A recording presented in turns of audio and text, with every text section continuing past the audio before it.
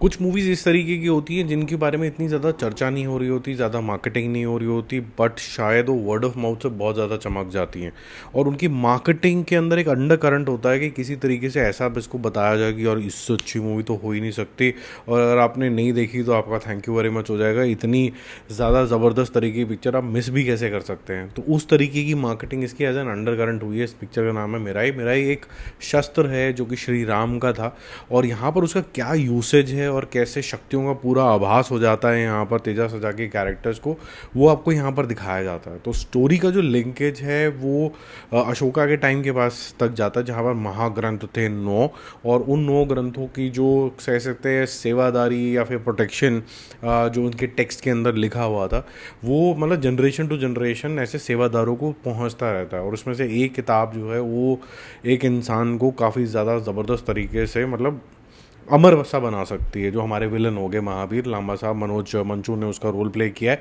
तो क्या वो बुक को प्राप्त कर लेगा, या फिर बीच में एक ऐसा भी आपको प्रोटेक्टर्स की कहानी दिखाई जाएगी अंबिका के रूप में श्रेया शरण में, जिसकी कोख के अंदर एक बहुत ही बड़ा महा प्रोटेक्टर ज्ञानी और साथ में बहुत बड़ा योद्धा भी आपको देखने को मिलेगा।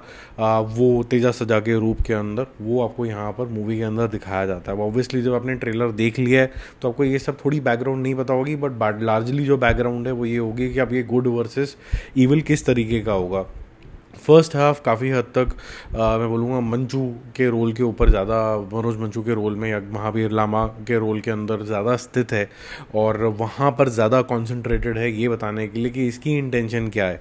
फिर उसके बाद तेजा सजा थोड़े से रोमांटिक सीन, क्योंकि यहाँ पर उसको एक खोज के अंदर डिस्कवर किया जाता है कि ये इंसान कौन है और इसकी शक्तियों को कैसे जगाया जाए। और फिर जैसे टिपिकली कोई एक मूवी चलती है जिसके अंदर उसको शक्तियों का आभास होना होता है, वो एक आपको एक एक्स्ट्रॉर्डनरी जर्नी के अंदर लेके जाता है, जहाँ पर विजुअल से लेके थोड़ा रोमांस से लेके सब चीज़ें यहाँ पर चलती रहती हैं। तो विजुअली आपको ये ज़रूर बहुत बढ़िया लगेगी, लेकिन एट टाइम्स जिस तरीके की तारीफ़ मैंने सुनी थी कि भाई ऐसे वीएफएक्स हो गए जो आपने कभी दुनिया में देखे ही नहीं होंगे, ऐसा नहीं है। ज़बरदस्ती के क्लेम्स नहीं करने चाहिए। अच्छे विजुअल्स हैं, कन्विंसिंग लगते हैं, जिसके लिए आप थम्स अप दोगे फॉर श्योर। लेकिन ऐसा नहीं है कि आपने ऐसे देखे ही नहीं होंगे और बहुत ही बढ़िया बन गया काम।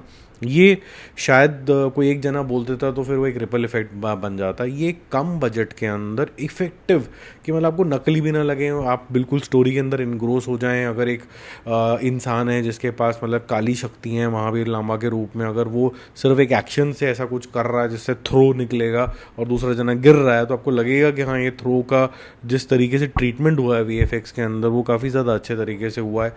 जो यहाँ पर स्टाफ यानी कि मतलब जो मिराई का जिस तरीके से गोल्डन मोटिव्स और जैसे वो चमकता है, वो सारी चीज़ें काफ़ी ज़्यादा आपको प्रीमियम क्वालिटी की लगती हैं। लगता है कि इस पर पैसा खर्चा गया, एट द सेम टाइम जब आपको ये पता चलता है कि इसके अंदर ज़्यादा पैसा नहीं खर्चा गया तो आपको एक ओवरवेलमिंग चीज़ लगती है।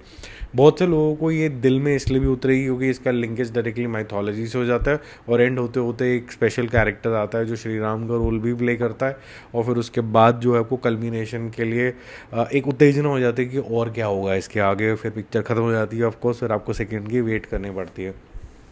काफ़ी अच्छे तरीके से पुरानी किसी स्टोरी जो हम जिनको ग्रंथ बोलते हैं या फिर कोई एक विस्पर सी होती है कान में, दादी नानी कुछ को कहानी बताया करती थी, उस माइथोलॉजी को लेके थोड़ा सा ज्ञान को लेके जोड़ जाड़ के यहाँ पर आपको प्रेजेंट किया गया। एक्टिंग ओके है, मैं ये नहीं बोलूँगा बहुत ग्रेट है। ये बच्चों को ज़्यादा पसंद आने वाली मूवी है। इसके अंदर स्क्रीन प्ले भी इसी तरीके का ही लिखा गया है, बहुत ज़्यादा इंटेंस नहीं होता है, बीच में रोमांस भी आता है, धीमे धीमे चलता है। ये वो जो एक्सट्रीम इंटेंसिटी होती है वो आपको कभी भी फील नहीं होगी।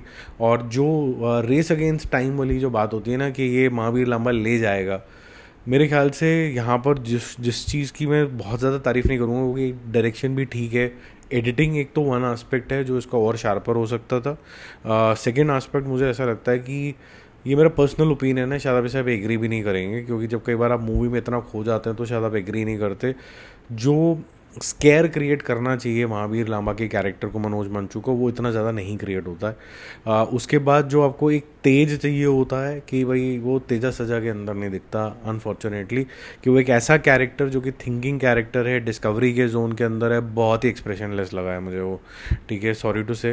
बट जो चाम उनका वो एक वो जॉम्बी वाली मूवी के अंदर आया था कि भाई यहाँ से अब आगे निकल जाएगी गाड़ी, वो नहीं हुआ यार अनफॉर्चुनेटली। तो एक्टिंग एक और एक जो एडिटिंग है वो एक थोड़ा सा इसका डाउन साइड है। बट आपको जो चीज़ मज़ा देगी वो है किस क्रिएटिव तरीके से एक स्टोरी जो कि माइथोलॉजी, हिस्ट्री, कुछ गाथाएं, कुछ जैसे आपको कुछ सुना दिए जाते थे बचपन के अंदर, उसको जोड़ जाड़ के यहाँ पर जो बनाया गया है ये इंटरेस्ट ज़रूर क्रिएट करता है, ठीक है। क्या ये एकदम परफेक्ट मूवी है जब ऐसा सम्मिलित आती है कि बहुत ही अब ये ग्रैंड मामला बन गया है। जैसे कि आप बोलें कि जो प्रभास की मूवी आई थी कल की, उस जोन में चला गया है या फिर ब्रह्मास्त्र के जोन में चला गया है, ये उससे जस्ट शॉर्ट फील करता है। ये हनुमान जो उनकी मूवी आई थी, हनुमान जो भी उसको पुकार रहे थे, डैश लिखा था बीच में, उस जोन के अंदर ही थोड़ा सा जाता है। लेकिन मैं उसको उस मूवी को इससे बेटर रेट करूँगा, ये मेरे लिए उससे एक नीचे की पिक्चर है। क्योंकि ये इसका जो ट्रीटमेंट है, जिस तरीके से इसका नरेटिव स्टाइल रखा गया, थोड़ा बचकाना है। ये ऐसा लगता नहीं कि बहुत ज़्यादा मैच्योर ऑडियंस के लिए किया गया, लेकिन मुझे लगता है मूवी फिर भी चलेगी, क्योंकि जो जिस तरीके से स्टोरी का यूज़ हुआ है और माइथोलॉजिकल कैरेक्टर्स का यूज़ है, वो इंटरेस्ट काफ़ी अच्छा जनरेट करता है। तो आपको क्वालिटी फिनिश पे थोड़ी सी एक्टिंग पे थोड़ी सी फीडबैक आप मैक्सिमम दे पाओगे, बट लार्जली आपको मेरे ख्याल से स्टोरी अपनी तरफ खींचेगी ज़रूर। तो full marks to let's say Telugu industry, जहाँ पर हम बोलते हैं कि बहुत ही सारी चीज़ें ओवर द टॉप कई बार हो जाती हैं, लेकिन एट द सेम टाइम ये उनको एक जो फ्रीडम दिया हुआ है क्रिएटिव सोचने का, तभी वो इस तरीके की स्टोरीज़ भी लेके आ रहे हैं। तो अगर वहाँ कैंची लगाएंगे कि भाई सोचो मत, तो फिर वो रीमेक और ये सब जोन के अंदर भी जाता। तो उस सेंस में गुड जॉब डन। मैं इसको मूवी शूवी रेटिंग दूंगा 3 stars. One time watch for sure है, जाओगे इन्जॉय करोगे, और एंड होते होते एक हल्का सा इंटरेस्ट जनरेट होता है। मैं इसमें एक्टर्स चेंज होते हुए ज़रूर देखना चाहता था, उससे इंटेंसिटी और आती, मेन कैरेक्टर और विलन दोनों ही, ठीक है। Bye bye.